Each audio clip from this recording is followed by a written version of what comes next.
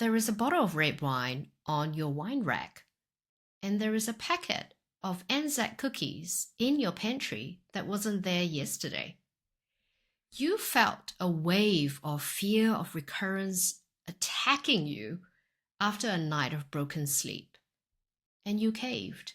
You went for the wine and then the cookies for dinner. And there is a voice in your head telling you, you see, you failed again.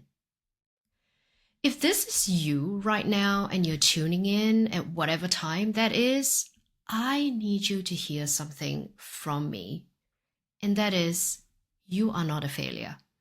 And this isn't because you have weak willpower, but it is because your nervous system is doing exactly what it was built to do. And today, I want to walk you through why this is happening and what actually helped me get out of this rut. This is Breastwise Unafraid for women navigating breast cancer who want honest, evidence-informed conversations that go beyond the treatment plan. I'm Katherine Froggatt, cancer coach and 10-year breast cancer thriver, and I am living proof that you can move through this with confidence, calm, and hope.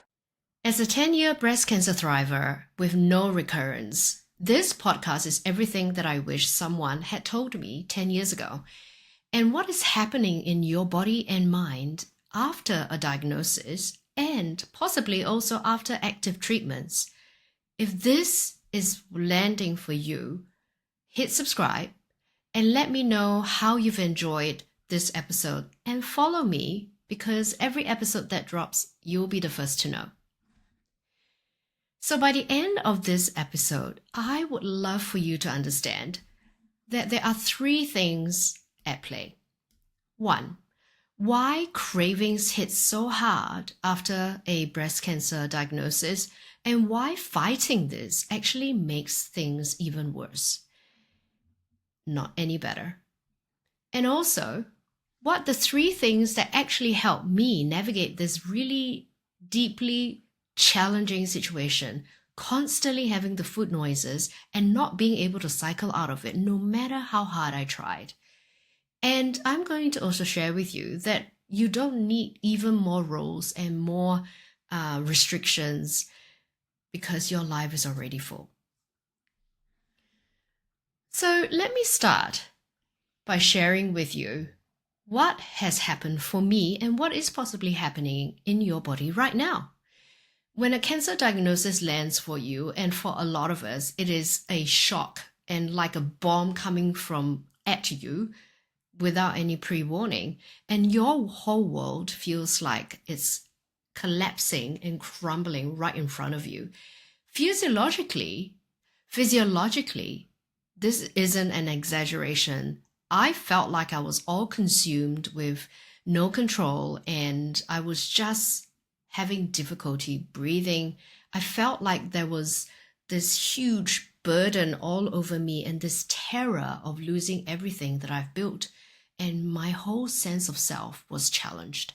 And when your body is functioning in that state, it is actually activated as a threat. It's a threat response, and it is activating the sympathetic nervous system. And it is responding in a way that is telling you that you are in danger. And so what's happening is the cortisol floods your system, okay? And closely followed by what will be epinephrine, which is adrenaline. And when that happens, the brain just starts to tell yourself, right, Katherine is in trouble and in immense danger. Let's try and get her to safety. And so what nobody really tells us after a breast cancer diagnosis, apart from the diagnosis and possibly also the plans that are coming forth for us, but no one tells us that this is how I will potentially be feeling. When I am in fight and flight, how to navigate out of that state in order for me to feel like I am stable, because this diagnosis completely rocked your world. And what you think and believe as truth to you is entirely challenged. So when we are in that state of fight, flight, or for some of us, freeze, the body will start to deprioritize anything but getting you to safety. And that is the immediate survival response. So when you have a threat, let's get you to safety. Let's get you surviving as human. This is innately, physiologically what we're meant to do. So therefore, digestion slows down. Our metabolism does not work. It seems to be like no matter what I do, I don't feel like eating because, this deep sense of worry is triggering more things within your body than actually an appetite. Sleep gets deprioritized. A lot of us would have disrupted sleep. I knew from my time that I was up in the middle of the night and unable to go back to sleep, filled with tears, filled with fear, and that depressive, traumatic experience of the diagnosis, the day that I received it, kept circling over and over again in my brain. And that part of my brain is, because it's responsible for calm, it's no longer activated. It is now completely on high alert. Just think about your brain firing a smoke alarm at that time, like a smoke alarm, at the time of threat, and it completely just rings this awful noise of telling you that something is not right. We need to move you out of this state. So obviously, when we're in that heightened state of alert and threat, the last thing we actually want is to slow down because we are trying to problem solve at the time. So therefore, where we are needing to alert our brain, which is our prefrontal cortex, it actually suddenly goes quiet. We then need to apply some level of nervous system regulation activities and actions in order for our prefrontal cortex to come back online. So this is a very primitive process that's going on, obviously, a lot quicker than me articulating it to you right this moment. But this reactive part of our brain actually is in charge when we're in threat. So I just want you to know that if you are sitting in this fear right now and starting to have this complete distrust in your body, especially after cancer, you might also be punishing yourself for not being able to stay in control. But this is what's happening right now is biology. There is nothing wrong with your personality. There's nothing wrong with the fact that you've tried everything and that you are incapable. Quite a lot of narratives are happening, all right? And as soon as also when we are sleep deprived, things become a lot harder. Sleep has then become a lower rank priority when we are unable to make clear decisions. What we are wanting to do is to reach for the instant fix, right? So when we are trying to regulate the nervous system, which sounds like a big word for a lot of us, but if we are trying to get out of that sense of an elephant sitting on my chest, then I am looking for the quick fixes. And most often, if we have pain, we'll take a Panadol. If we are unable to, if we are feeling hungry, we eat food. But no one taught me that when I'm feeling this sense of overwhelm, fear, and anxiety, no one actually told me that stopping and potentially breathing, or even just talking to someone and allowing someone to hold me and hug me and tell me that I'm okay, anything does not matter. So there is no amount of food restrictions or, the determination behind I can't eat this and I won't eat that and I should be doing this instead of that. None of these logical decisions will take priority in our brain. All we want is safety. And so this is what I teach in my membership as well as my one-on-one coaching clients, that no amount of persistence, no amount of deprivation, no amount of restrictions at this point, when our food cravings and food noises are so loud, due to a dysregulated nervous system is actually going to be successful. It feels like have you ever tried running against the wind and feeling like you're not progressing because you're just kind of stagnant and you're trying your very best to keep going, but no matter how many steps you take forward, the wind would still take you and you go back 5 steps. So I just want to really help you understand that when we are functioning in fight, flight, or freeze, and our body defaults to getting us to safety and comfort, the most, which is one of the most humane things for us. And when we do reach for the basic needs of food, water, safety, connection, it is no wonder that food is always on top of our list, right? Yes, I love a glass of wine or 2 or half a bottle of wine when I'm feeling completely out of control and I'm needing a little bit more stability, which I have in the past. My brain has associated stability equals wine or equals a gin and tonic. That helps me just momentarily numb the pain and the anxiety and the fear. These are quick fixes that our brain associates as successful strategies to help us shift from a state of danger to safety. So I just want to get this out there because I am one who loved my cookies and I am one who loved my dark chocolates, or all chocolates to be fair. And I am one who also loves all forms of alcohol in order for me to numb the pain. But I've learned quite quickly that if my sleep is completely challenged because of, let's face it, medical menopause that's been impacting my normality, having more alcohol in my system does not make things even better. And because we are humans, this fear and this terrible emotion that we're trying to navigate is a very normal human response. And this is our body trying to find the fastest solution to soothe the pain, to numb the pain, to temporarily just get us into safety. But these coping mechanisms over time that my body has been really used to, years and years of chronic stress and burnout, I realized much later that they no longer serve me.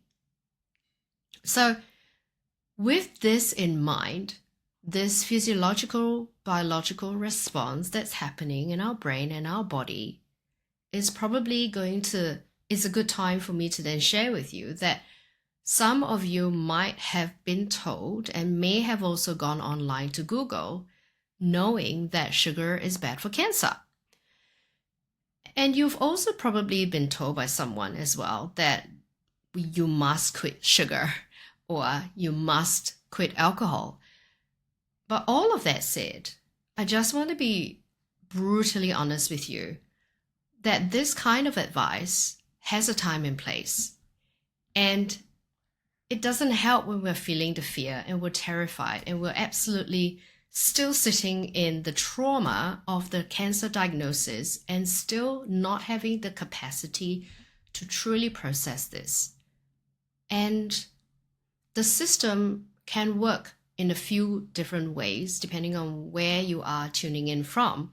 But for me in New Zealand, as soon as I was diagnosed, I was quickly wheeled into all the appointments, all of the screenings, all of the scans, all of the blood tests, and all of what would be hospital appointments to either put a portacath in my chest or to get me sort of measured up with radiation, to just get me tattooed, to line me up in a way that really facilitates an accurate radiation process. Everything within the hospital system moves extremely quickly. And more often than not, we do not have time to process all of what terrifies us, all of the things that makes us feel so destabilized, that cravings get loud, the food noises are even louder, and that our coping mechanism would be what we have defaulted to. And that would always be food and drinks. So one thing we know, and I know for myself as well, is that what we resist will always, always persist. And so when we are trying to resist a craving and we say we can't be craving that because cancer loves sugar, and if I feed my cancer more sugar, then I will get more risk of a recurrence or more risk of the fact that I will never heal or recover from this. A lot of fear and a lot of terrible narratives happening in our brain. Now, this is not only just my experience, but I know for a fact that when we are going through that dysregulated state and our nervous system is much more dominant in that sympathetic nervous system state, there is no amount of dieting or food restrictions or changing your, food choices is going to help you until your nervous system and your body actually knows that she is safe. So I'm not here to tell you to go on a diet. I'm not here to tell you that you are not doing good enough. But I'm telling you that when we eat the thing anyways, in this case, my wine and my cookies, and now you're not just eating it, you're eating it with guilt, layered all through it. Because how guilty did I feel eating up the whole packet of cookies? I mean, Anzac cookies are my favorite, alongside chocolate chip cookies. I felt terrible. I felt like, oh my gosh, I'm not being responsible. I am going to get a recurrence. I am not good enough. I can't do this. I will do this again to myself. And then I start this constant spiral of narratives that consistently then whip myself into submission, thinking that that's the only way out. But it isn't. I lived in that spiral for a long time, and the guilt is all consuming. So I want to give you some facts, because the real physiology reason here, as I've explained to you, your nervous system is dysregulated, and no amount of restrictions is going to help until our body senses that we are safe, we're out of threat, and this is a practice that we can implement day by day. So sugar does contribute to inflammation. That is a fact. And when you eat it, you get a surge of glucose in the blood, which triggers a spike in your insulin, which is an anabolic growth hormone, which means its job is to promote the growth and storage of glucose and fats in the cells. And so here's the part that really matters. Growth in cells is exactly what your treatment has been working to suppress. Obviously, in simple layman terms, chemotherapy, radiation, the whole kit and the whole plan that has been prescribed for you, if that's a plan for you, and bearing in mind there are about over 20 types of breast cancers. And these treatments are designed to stop the cancer cells from reproducing. And if you are like me and I've been prescribed Herceptin because I'm HER2 positive in terms of my hormone receptors, then it restricts it's almost like I actually restrict the cell from opening the opportunity for it to regrow. So all of these drugs and treatment plans are there to suppress any sort of growth and reproduction. And so the real physiological reason this matters and why this matters is because of the science behind it. The inflammatory response due to one aspect, which is the insulin surge within our body. So by understanding this and the reasons behind why reducing sugar intake could be beneficial, I just want you to hold that in your mind. But more importantly, it is no longer beneficial for us to try and push through that stressful trigger or the stress and threat response. It is important for us to know that once we are in that state, is to recognize the emotions that come with. So it's important because the science paired with what you're feeling and sensing within the body, that's when the gears come together and the change can start happening. Now, how do we get ourselves out of fight and flight from our nervous system? Well, there are a couple of ways. But once we do, say, sit down and do some breath work, for example, which is my favorite, or go out for a nice gentle stroll, then the body starts to come back online, which means that your nervous system, for every micro action that you take, would then help to regulate less dominant in sympathetic response, which is fight and flight, more dominance into rest and digest, which is activation of our parasympathetic nervous system state. And once we get closer and more dominant towards the parasympathetic nervous system state, digestion comes back online. Metabolic processing goes green. Our heart rate reduces. We stop having those, very challenging heart palpitations. I used to struggle so much with it. The pupils start to come back to normal. Our gut starts to feel a little bit more relaxed, and you can feel like maybe some appetite will be coming back to you, and more mental clarity as well. When we have high levels of adrenaline in our system, we are no longer actually really making clear decisions, even though some of us think we do. But there is the challenge, right, of fighting white knuckling through when you're in that fight flight state, and then slowing down to enable the opportunity for you to regulate more and shift that nervous system state into rest and digest. And once that happens, most of the body prioritizing functions come back online. Regulation has to come before the changes of food choices can actually stick. And this applies even to habit changes. So start thinking like you are the person who can regulate your nervous system, that you can actively do small micro actions to help you. So here are the 3 things that help me navigate out of this stage of my recovery.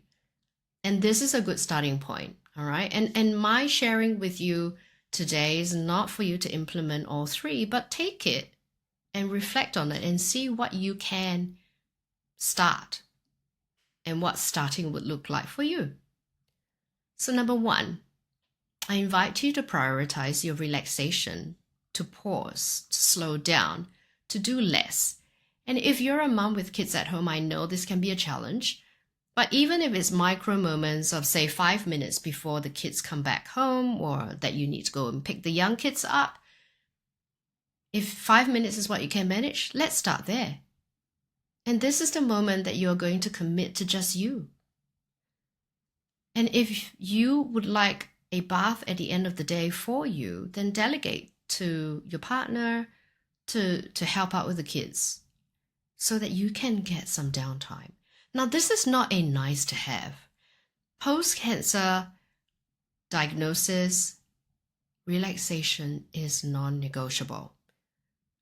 This is how your nervous system will find its way back. Number 2, let's moderate your exercise, because I know so much of us know that exercise is really healthy. And there is a belief that high-intensity workouts are exactly what women need right now, especially around perimenopause. But I just want to challenge that. We need to know how our body is feeling before we commit to a big, extensive, high-intensity exercise. When the body is in stress response, it becomes very difficult to take on even more high-intensity workouts. We get easily depleted in our energy resource, and high energy, high impact exercises tend to also put us higher in risk for injury. So the body really needs to chance everything it can to repair. So swap high intensity exercises or heavy gym workouts like body pump, for example, or strength development classes by Les Mills, which I do love and I used to love and I used to thrive very much on it. But when my body is going through that deep sense of recovery, it really isn't the best thing for me, to actually do high impact exercises. So swap movements for slower, more restorative exercises such as Pilates, yoga, which are my favorite, and let your body come to rest. Number 3, let's start by focusing on eating whole foods and starting to cook at home. I cannot stress this enough. If there is no dietary changes that you can make right now within your brain capacity, but make one thing. Commit to eating less packaged foods and more cooking with whole foods. And if it means that you get meal packs delivered to you so that everything is easy and you can just follow the recipe and all of the things are organized in recipe cards for you, then let's start there. I started that way, and that makes things easy for me. Because food and having good wholesome food actually brings back great memories of childhood for every single one of us, including even the food smells. Food that reconnects you to yourself is not only nurturing but comforting, and also giving your nervous system the opportunity for her to feel she is okay. She is stable. You are okay. So bring back the power of home cooking and find the easiest way for you to get started. And if it means that you swap out one of your takeouts or swap out one of your eating out moments to just cook one day or 3 days a week, whatever feels right for you, let's get started there. Because cooking is genuinely the way for our body to restore ourselves, as well as also spiritually and mentally bringing back some fond joy, because food is a way of safety and our physiological basic need. And so how best then to use food as a language of love and nourish to try and help us amplify our recovery from cancer. So no more rules, just 3 things that I have implemented since my own diagnosis, and I hope that this has been helpful. And if you are in the middle of this stage of difficulty right now with appetite and food noises and, being told that you should be restricting this and dieting that, I just want you to hopefully be able to tune into this episode and know that these cravings are there to help us identify what you're actually needing right now. And I want you to know this clearly, that you are not a failure because you couldn't keep to your plan. But this is a nervous system message sent to you for us to start noticing what is happening. And if you are on a strict diet protocol at the moment, and that in and of itself is stressing you out, I would love to invite you to let it go. Let's work on our nervous system first and get us more to safety and being a little bit more optimal with our nervous system regulation, rather than adding another layer of restrictions. Because who needs another layer of guilt and punishment on ourselves? Now, if you want to understand more about where you are right now and what to focus on, I invite you to take the free Resilient Remission Assessment, and you can find the link in the show notes. And if you would like to talk about it, I would love to book a clarity call for 30 minutes and we can go through your results. And until next time, keep creating impact with ease. This is Breastwise Unafraid. Thank you for tuning in today. I'm so glad you're here. This is exactly the kind of conversation I wish someone had handed me 10 years ago. If it resonated, the single best thing you can do is hit follow, so you get every episode as it drops. And if you know someone who needs to hear this, share it with them. That's how we change the experience of breast cancer for women. If you're ready to go a little deeper, there is a free Resilient Remission Assessment on my website. It's a short, reflective tool that helps you see where you are and what might need your attention. The link is in the show notes. Until next time, keep creating impact with ease. This is Breastwise Unafraid.